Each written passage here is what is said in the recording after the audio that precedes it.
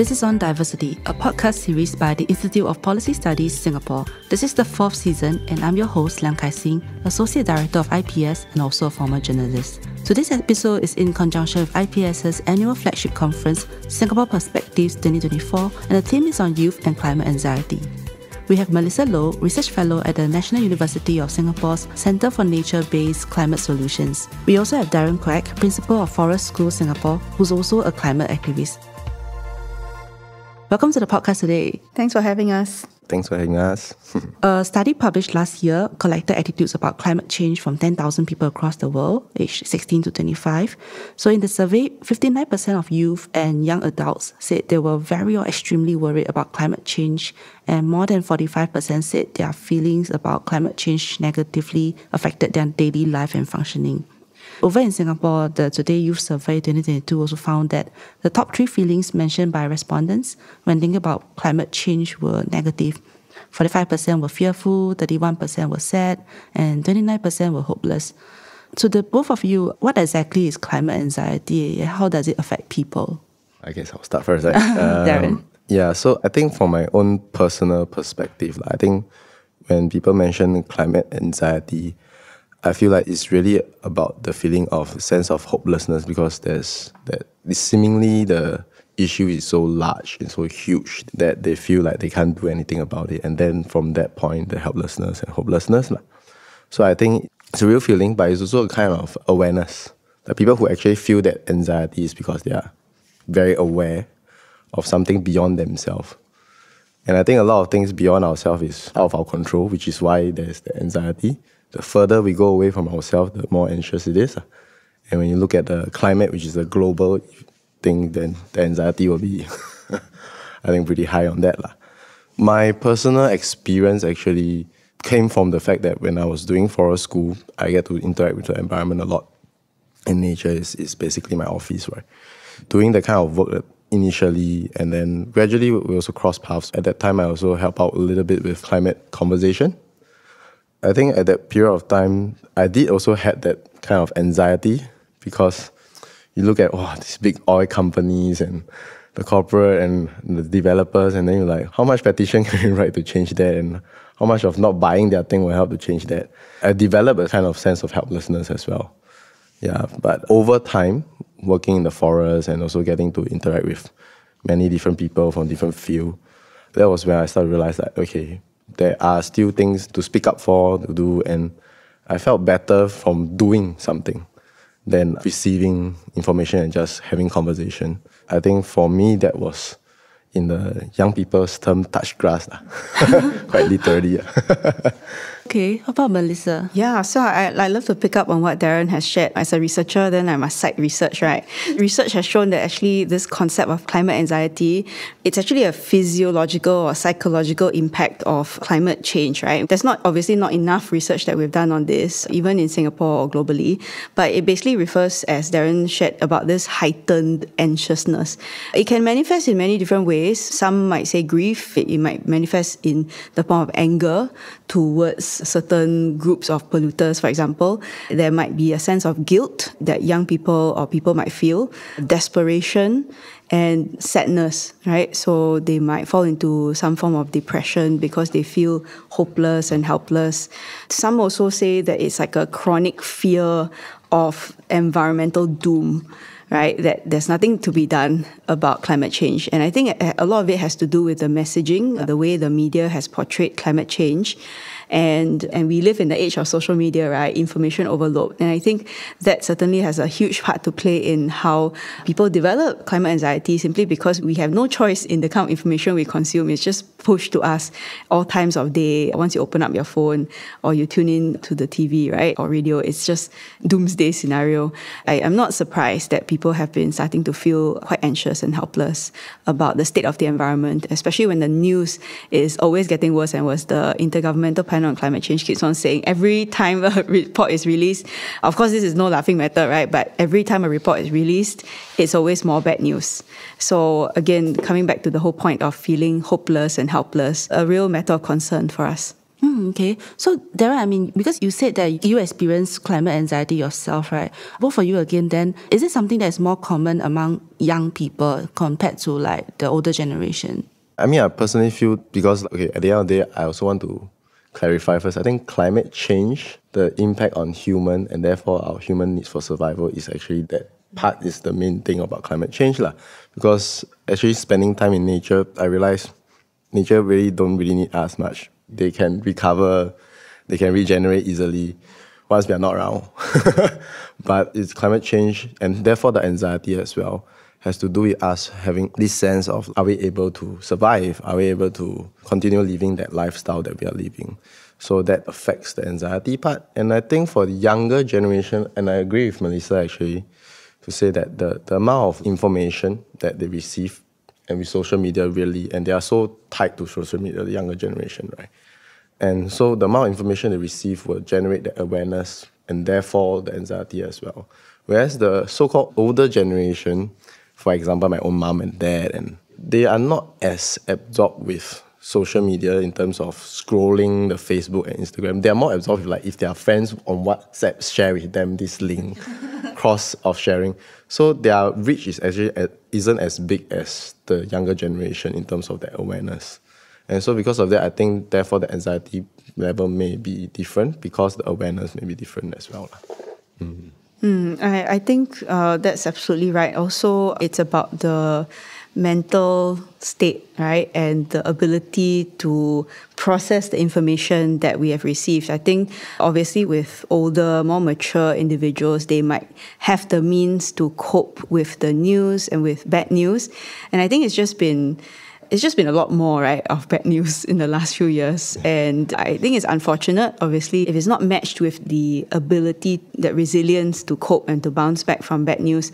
I think that probably has resulted in maybe more young people seemingly having this form of climate anxiety. Maybe it's not that the older generation don't have it, it's just that they are more able to cope with bad things. They grew up in a generation where there was bad things going on, right? And then maybe the news was also, not every day got bad news, but now every day there's terrible news coming out. And then plus, there are other things going on in the world that people, it might contribute to this feeling.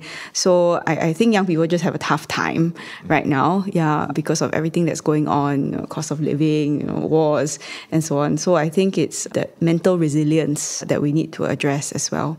So I think we touched on a little bit about what is it caused by, right? So I think we mentioned about social media, doom scrolling, and I guess it's also how they see our communities and governments are responding also. Correct. So I was looking at a report, they were saying that they also measure it by betrayal scale, which is something about how if they think that there's a global inaction by governments in power, they will feel betrayed.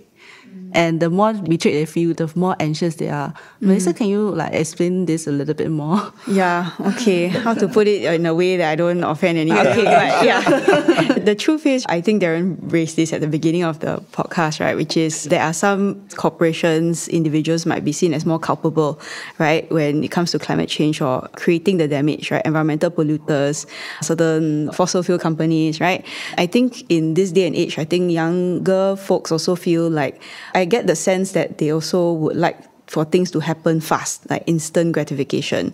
When they see there's a delay in action, that may be where the sense of betrayal comes from. You all are not doing things fast enough. Why do you all don't care about my life, is it? You keep saying that we are the future, we are the next generation of leaders, but then you still keep damaging the planet and we are inheriting a damaged planet in worse state than ever, right? Like it's the hottest summer ever, things like that. So I'm not surprised again about this sense of betrayal. But the question for me, is there anything to be done? Because things do take time, actions do take time to see some fruits, right? And even if companies do want to change, right, they are still driven, usually legally by profit motive, right? They have legal, they're bound to their shareholders, right, to make profits for the company. So it's hard. I do think we need intermediaries, right, to help them translate the actions. So science communications, even like the media has a role to play, right, to translate some of the actions that's being done. But then some of these things are not taken in good faith. Then they complain about greenwashing, again, this heightened sense of awareness can be used for good and can be used for bad, right? So I hope that people take a moment when they receive information, take a moment to filter out a little bit, right? Try and understand what is the real message that's being sent and not jump to conclusions quickly. And hopefully that can address that sense of anxiety, right? So I think now everyone wants to just do things quickly, but then there's also benefit of just pacing yourself also. Yeah, so hopefully they can help with the anxiousness and the anger that they're feeling. But I think that's also inspired by Greta Thunberg and also, right? Yeah. Because of the very visible activist that looks rather angry in the media all the time. But then she has Asperger's. Okay. She's on the autism spectrum, and she has mentioned quite openly that she has a severe form of climate anxiety, which has driven her to do her form of climate activism, environmental activism, and justice. So I quite like her. Actually, I know a lot of people don't, but I think she really is a beacon for many young people. But then there are, of course, others who might consider her as that form of activism is frowned upon here, right? The protests, the Fridays for the Future. And I think there are many different ways of excellent activism. I always like to say there is a spectrum. You can choose to do it very openly, very loudly, but you can also choose to just buckle down and do some research and do some work and get things done. Yeah, touch grass, like what Darren you do, right? Your forest school. So I think there are many different ways, and as long as you feel fulfilled and that your work is meaningful, it can help you to calm yourself, calm your state of mind, and actually get to the real work. So I think you mentioned about Greta Thunberg having Asperger's and all that. So that actually leads to my next question. Is climate anxiety a clinical diagnosis, and should it be? It is not, right now? Yeah, so I have an answer for that. I was also doing a bit of research before this podcast, right? My understanding is that it's on a case-by-case basis, right? So it depends on whether the anxiousness or anxiety is persistent, whether it's extreme, and how is it proportionate to the threat. Right? So, for instance, if let's say there is forest fire somewhere else, the other part of the world, and the threat is actually not really affecting us per se here, then is it proportionate? Is your feeling of anxiousness proportionate? But again, I'm not a doctor, right? So I think obviously people should definitely go and seek help if they feel like they have this sense of doom and nothing can be done. And I do know people actually that have gone to seek counseling and therapy for this condition, and perhaps it has been clinically diagnosed in those individuals. So it's definitely not something to play around with. If it leads to a sense of lying in bed every day, you just don't want to do anything, or you feel extreme sadness, extreme guilt, then definitely go and get some help. Yeah, seek out some counseling, or work with friends, talk to your friends and your peers if that's not accessible to you, because I know counseling can be quite expensive. So if you talk to your peers, I'm so happy that Darren mentioned climate conversations, because I know singing as well. And I think that's a great medium for people to get it out of their system, to talk to like-minded individuals and even argue with them sometimes, right? It's like you don't all have the same views on climate change or on environmental damage or so on. So it's helpful to just meet with people. I wanted to add that maybe COVID has something to do with this heightened sense of anxiety also, because we didn't meet people for 3 years, right? And maybe we forgot how to socialize, and you keep to yourself. So I thought climate conversations, these sort of activities are very good in building social networks and also your community resilience. Grassroots activities are so important in that regard. Then Darren, because since you have experienced it yourself, to what extent do you feel this kind of like extreme sadness and anxiety? And also, can you tell us more about the climate conversation also? For me, it didn't went that extreme. Yeah, and I would say that anxiety, you don't need climate awareness to have anxiety. Life has a lot of things you can have anxiety for. And I think climate can be one of the reasons. But family, friends, relationship can be a lot of other reasons that leads to an individual actually having anxiety. So I feel it still can be diagnosed, yes, for anxiety, but if we just see it as one dimension, I think it's limiting the possibility. It could be a lot of factors that came together.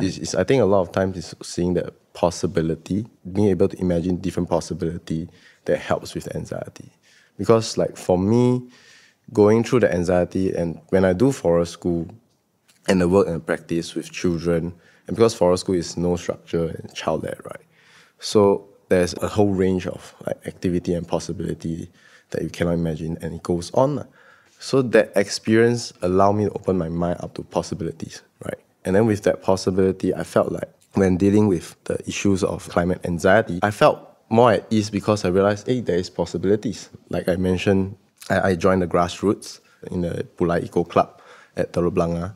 And I also climate conversation and different groups that I actually go to.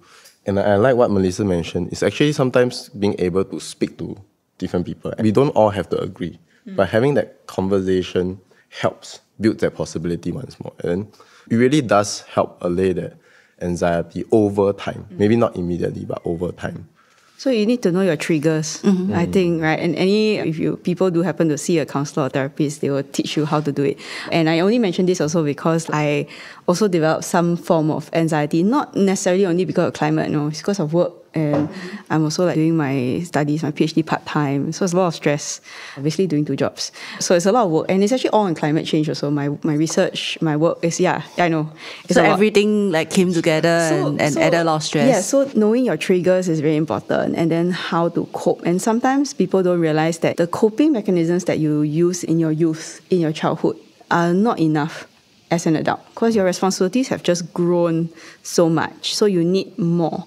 Right? And obviously a lot of people turn to the so-called vices, right? Like drinking or whatever, going out. But actually, obviously exercise helps. Going out to nature is so important, right?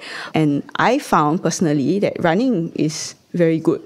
I tell myself in the morning I go for a run and I do hard things in the morning. I get it out of the way and put one foot in front of another. It's so therapeutic just to get out there, clear your head. And this is obviously why millions of people around the world go running, right? Not because of anxiety, but it's just to get rid of the excess energy.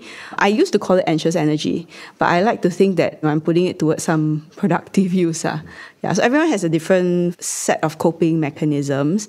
And I think when we discuss eco-anxiety, climate anxiety, or eco-grief or whatever, I think it's about channeling that energy and that awareness into something good. And I think definitely Darren has done that. And many other people in Singapore that I also know in the space of climate activism. One thing that I want to share actually is that it can coexist. You can have climate anxiety and still do good, right? And you can wallow in your self-pity and you can be really down one day and, the next day you can really be doing things that are very meaningful and community-driven, impactful. And it can coexist. You can just absolutely be all these people in one.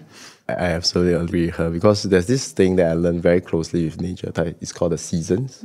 And nature always has seasons, and so do humans. And it's only because we have seasons that we are imbalanced. The individual who are absolutely don't have anxiety is sometimes maybe a ticking time bomb because it's not being expressed out yet. Yeah, so actually, I totally agree with her. You must learn how to express it. And like I said, you can just be down. Let yourself be down. Let yourself have a good cry. Yes. It does work, right? Yeah. I did see some research which say that activism may be an effective way for kids to deal with the feelings associated with climate anxiety. I mean, like what both of you said, I think channeling these kind of emotions into something that is actionable in a way, right? And they actually felt better or reduced the high level of depression symptoms. Because for climate anxiety, it's not really talked about in Singapore much. In fact, the environmental movement and all that is only starting to pick up in the past maybe 10 years or something. Do you feel like this is something positive actually? So I think it's about self-awareness, right? I think a lot of young people have self-awareness. Yeah. They're learning to reflect. There's this movement of mindfulness, meditation, and journaling. Wow, that's really in now, no? Journaling. So, but it's been around for a long time. These are really good. The generation, we call it blogging. Blogging. I also blogging. So there are different ways in which people can express how they feel. Perhaps you're right. Maybe this concept of climate anxiety is quite new. But anxiety is caused by many different things, right? I do definitely hope that they are channeling it in good ways. I think there are many different ways in which people have offered, whether it's through grassroots, through clubs, through initiatives, right? So I know many climate-related groups or environmental-related groups out there. I think what motivates people to join is definitely that first sense of self-awareness. Okay, the environment is bad. I want to do something about it, so I'm going to volunteer. I'm going to wake up on a Saturday morning and go out and do some activities. I'm going to stay late on Zoom to dial in with people around the world to talk about it. Yeah, and I just came back from Dubai, COP28. Also, same thing. People there are all also very passionate about environmental action, climate action. And you see that with the fact that they were there, 100,000 people, largest ever COP, they were there in Dubai trying to inspire each other to act. Yeah, accelerate the action. So I would like to think that it's definitely for the good. Of course, the way the economy is and the way economies have to grow, we all have to live, work, play, and that all consumes energy, consumes resources. So I think we all have to balance our expectations at the end of the day, right? So again, going back to this mental resilience, right? Some things can't move as fast as others, but I think that's why your coping has to be aligned. Whatever awareness, you have to realize that the actions will have to be at pace with the way in which the world works. Yeah, I actually want to add on. I think a lot of people, therefore, what Melissa mentioned as well, reference to, is like a lot of people struggle to say, oh, maybe this side is doing not enough, and then this side is talking only, this side is all doing and not talking. And there's this whole struggle to understand how this works. What I came to realize was very much from nature once more again, was in nature, any water body that stays stagnant will start to breed disease. It's not healthy, right? Any water that is moving is usually healthy. And moving water gradually over time creates life, different life forces of creatures and organisms. So what I realized was it's the same thing with human beings. So as long as people, whoever they are, I believe many of us in this field is with good intention. Maybe the ways are different. Maybe the ways may not even be right. But as long as they are moving, they are trying, they are evolving through their trying and all that, they don't stay stagnant with one particular belief only and they hold possession to it fiercely without moving, I think it's progressing. And like she said, it will take time. And as long as in that time they are moving, the ideas or the initiative are still moving, as continue evolving and growing and adjusting, I think we are in a good shape, in a good direction. Maybe I can talk about one other thing that might be causing additional anxiety among Singaporean climate activists, which is the fear of consequences when they say or do certain things.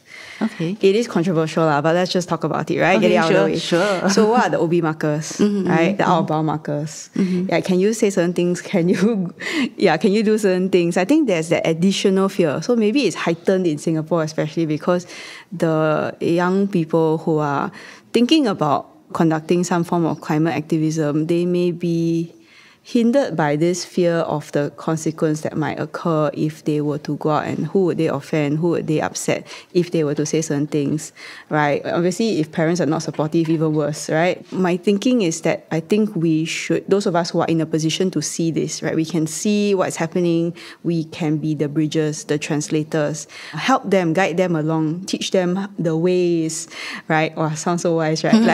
Teach them the ways in which you can maybe get around doing something, but maybe not get into trouble, right? I myself have encountered brushes with authority in the past, and it's by no means intended, it was just one of those, I was a young researcher, then I write something that was somewhat offensive to some groups.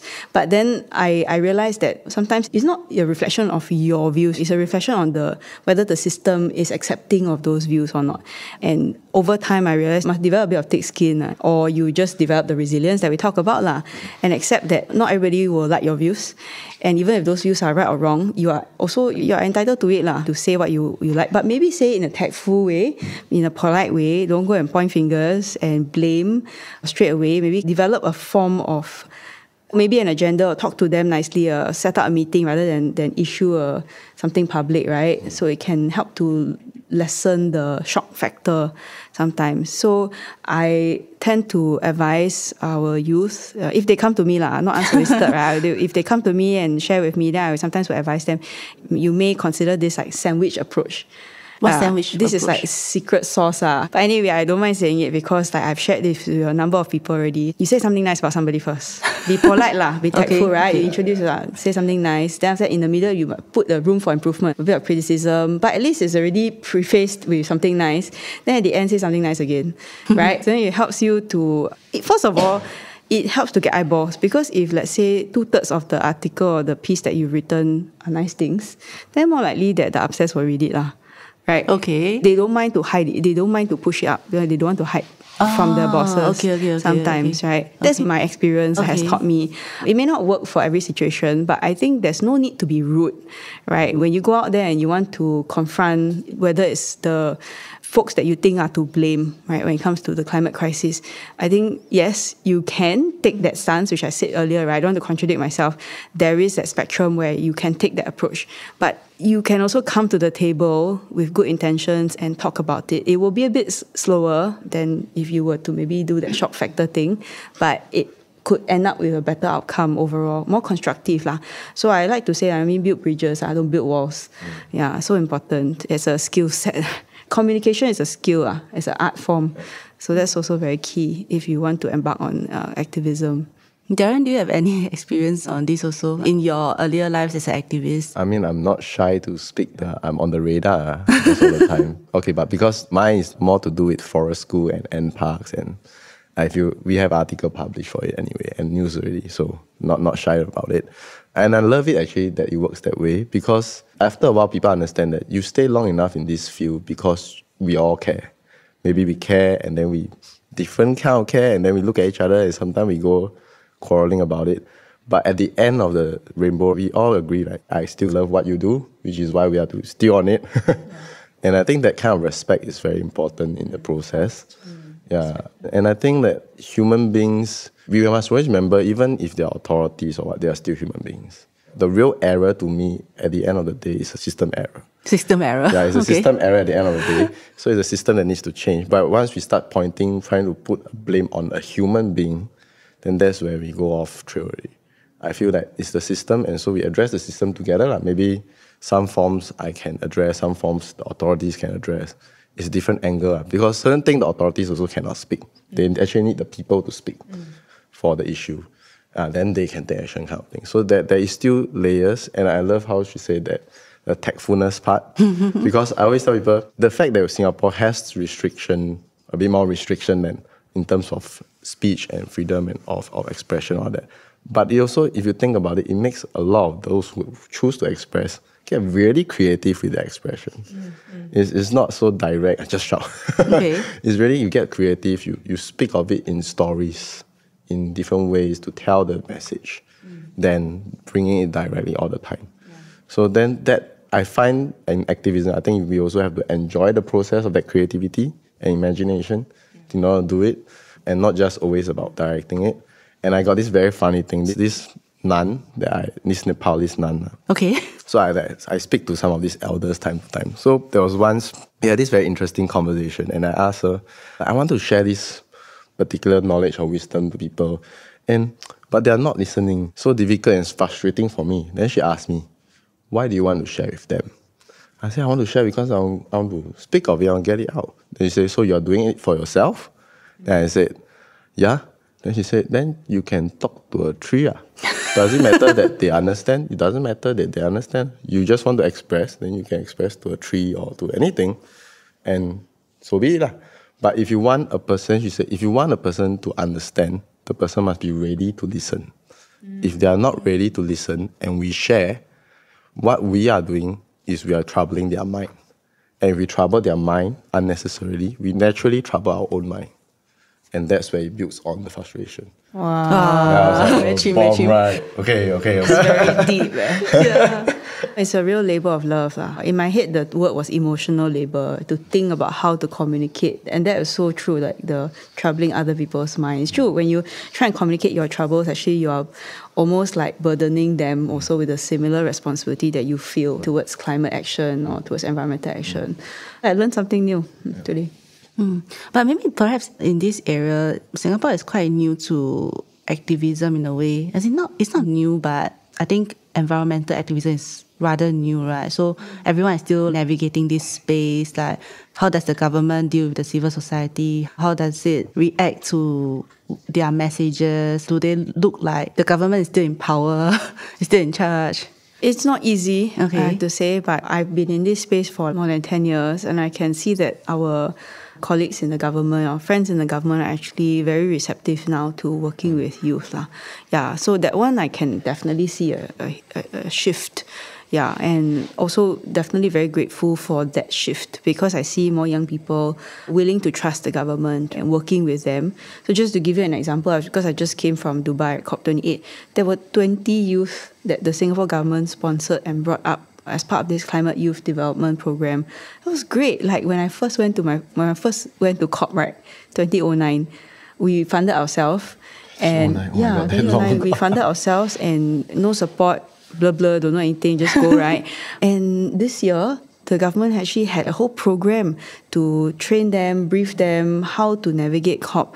And they hit the ground running. They were even allowed to shadow negotiators. Wow. Yeah, okay. Amazing, right? Yeah. But I also told myself it's 13 years in the making. I'm very curious how it looks like last time. Like you mentioned 2009. Anyhow, and you just go any room you can go into and just listen to negotiations. And then who goes, as in like as a research team? No, last time I was still an undergrad student. And so you're just... So you went on your own without any organisation? We did part of Eco Singapore. Okay. The lead at the time, Wilson, brought us there. He managed to get badges, observer badges from many different organisations. And then we went to Copenhagen. It's quite expensive for Copenhagen. No? So we went all the way there and we just inserted ourselves into different working groups, like youth working groups, and decided how our agenda looks for the day. But this year, what I saw was really amazing. You know, that young people they were given some structure to follow, but they also had free time to go and explore the COP, in Dubai. And I think the takeaways, the learning is really that if you give youth the opportunity, they can channel this energy into something good. Yeah, so I'm just seeing the way the environmental space has shifted in the last decade. It really amazes me. Yeah, it's in the news all the time. I don't think I knew about COP at all in 2000. Yeah, yes, exactly. The media also has really come a long way. And one of my colleagues who used to work for the Straits Times, Miss Audrey Tan, she actually runs like media briefings for COP. And obviously I get more busy because I have to brief, right? But then it's very good because then we have media in the room, then they can ask us questions about the process and about the substantive issues. We bring in experts from other parts of NUS. So actually all this, the ecosystem has grown. I don't want to say it's saturated. I think there's space for all of us to participate in it. And because the issues on sustainability are so much more complex than compared to 10 years ago, there's so much more interdependencies that I think we all need to work together. Yeah. We also read that this eco-anxiety and climate anxiety, right, could have a drastic impact on demographics. We see that in US or in Europe, in US, nearly 30% of Americans agree that a couple should consider the negative and potentially life-threatening effects of climate change when deciding whether to have children or not. Do you see this happening in Singapore also? Sensitive topic. Yeah, very sensitive. Maybe it's as an anecdote that I can share. So in 2021, I don't know if you all remember this, there was an article that Straits Times ran on childless couples. You remember this story? And then there were 4 couples that were interviewed. And obviously, the backlash was terrible, right? People were saying, you're so selfish, I don't have children. But anyway, one of the couples I actually know, and environmental activist couple, and they actually said that they were looking to get permanently sterilized. Yeah, because they felt that the situation was bad enough, environmental situation was bad enough that they don't want to have children.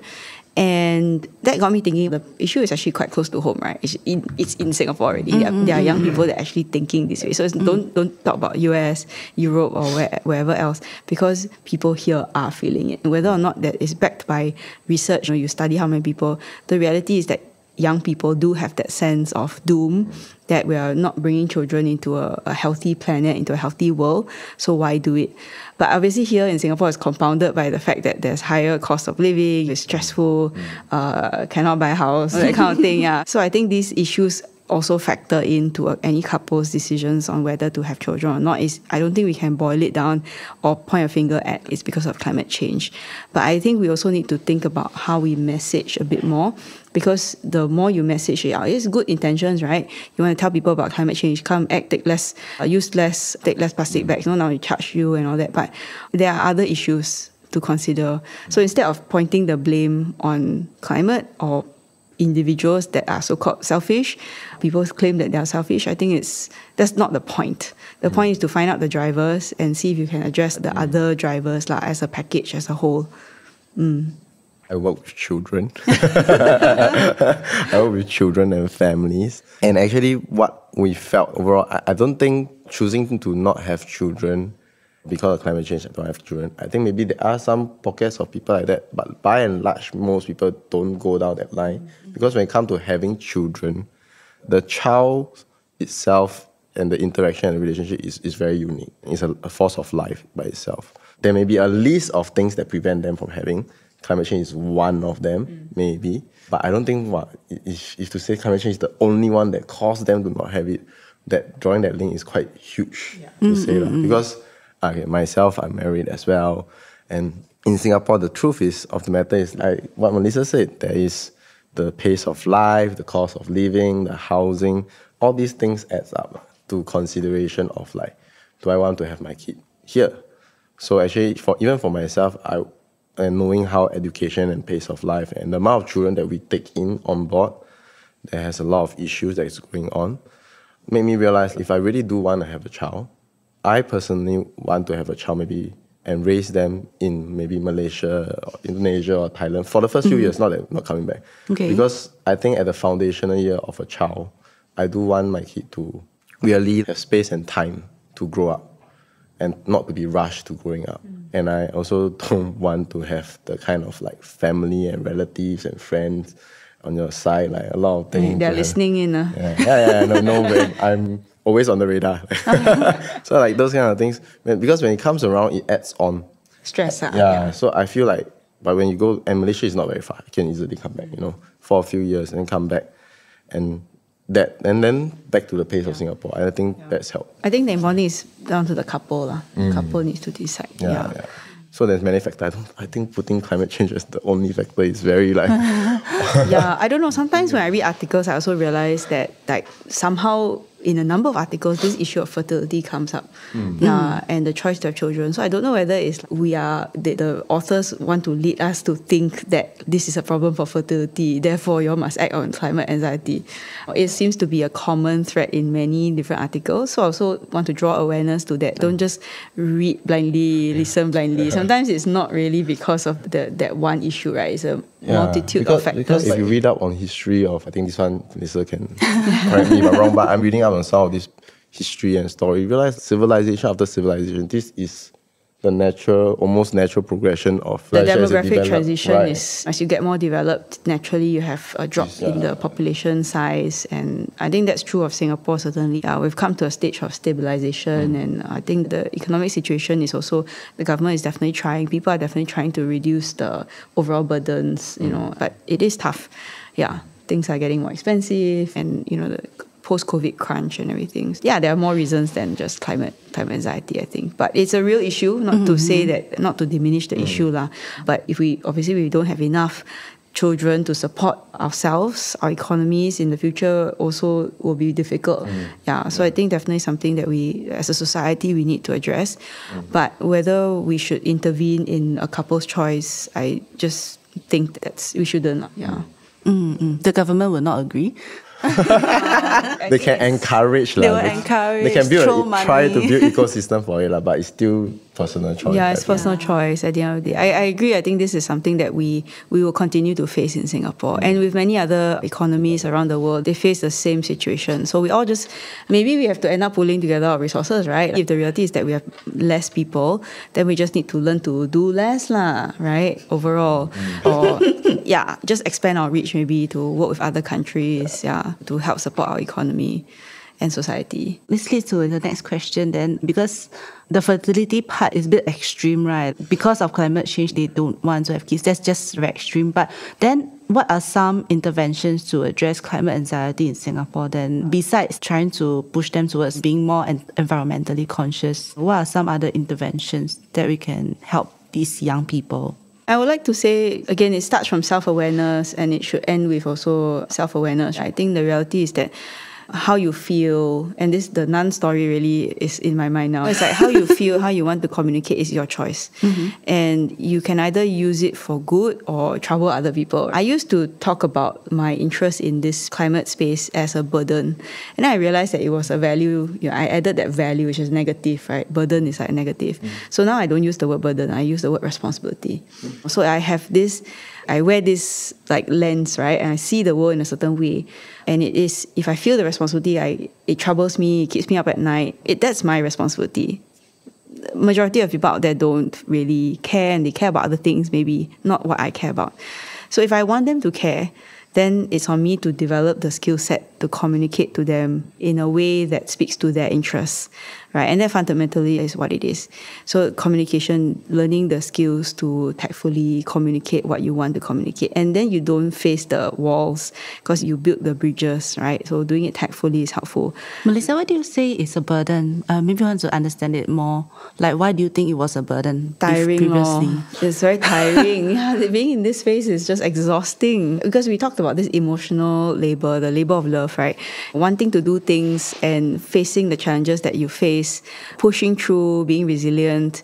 It's really a labor. Not that it's a bad type of labor. We do what we do, really not for the glory, not for the money. A lot of it is really just because we enjoy this work and we find it meaningful. But it is tiring, and sometimes I want a break. And maybe it's the end of the year, so I feel like I need a break. It is tiring, and at times it can be quite hopeless lah. But we keep going. I think always seeing younger people come in and refreshing the compact, right? Refreshing this desire to do more and act more meaningful. To me, it's great. Like I saw so many new faces at COP this year, very refreshed. But I also feel, sooner or later I can also like fade away, you know. And now that I've made myself redundant, that's great, yeah. So that's the sense of responsibility. I did want to also say that I think generally we need better mental being kind of actions in Singapore. I think we should not stigmatize this sort of sentiments or experiences, right? I have climate anxiety. You're very weird. No, you cannot don't say such things no to people. Yeah, don't diminish their experiences. If people do come to you, if you are a more senior person, try to understand, right? And if you cannot, then maybe try and help them talk about it, learn the skills. Go and Google lah. If you don't, just go and Google how to talk to a person with anxiety. Encourage them to have some self-awareness. Mindfulness practice is very good. We talked about journaling, yoga, running. For me, definitely helps. So a lot of these things I think are individual actions, but community is also so important. So join climate conversations or join a group that are out there and take action the way you feel most comfortable with. Don't let anybody put you down or stop you, and find your people, find your tribe. Yeah. I absolutely agree with her, because I just wanted to say, I think one key solution which I myself adopt since at the beginning was like I realized as long as I'm happy with the action, I feel genuinely happy. I'm not saying like, if you do bad thing, you're happy, it's maybe something off. If you're genuinely happy about what you're doing or what you're about to engage with, the community, then be part of it, do it. Then if you don't feel happy, there is this something feel off genuinely, then you can take a break from it, stop not doing it. And I think that's very simple, it really simplifies it. But also on the other end, because of my work with the forest and bringing people to the woods, all that, and the walking, I realize a lot of times people maybe just simply need to spend that kind of time to walk to. And I'm not asking people to go to all the way to Bukit Timah or what. It's your neighborhood also have nature everywhere. So you just need to walk outside, outdoor, under the sun, under the wind. And things does change when we walk. There's, I think, some research even showing that the effect of walking, not even having to be in nature, just walking has a lot. And I think that helps a lot of this anxiety and making them feel that they do something. The walking is the doing, and then it will build itself to something else maybe that they will actually do. It starts with the movement. Like just now I mentioned water moving, so you have to move. So I feel that moving these little steps, because I always feel like it's the little steps that matters to move. If we try to go and leap one big leap, I think it's everybody will feel anxious. I think step by step is important. I think incremental progress, and recognizing that incremental progress is probably the most realistic than to ask for big things to shift. It's good if people want big things to change, but recognizing that the expectation needs to be matched with incremental action. And also to not be afraid to seek support, right? If you are really feeling anxious, be it because of climate change or any other factors that you have, I guess that's also one quite important thing. The best thing you can do for yourself is to get help. Really, that's something that I see on Instagram all the time now, which is get help if you need to, whatever form it takes. It doesn't have to be therapy or counselling. Actually, if you're in school, most likely there are counsellors now.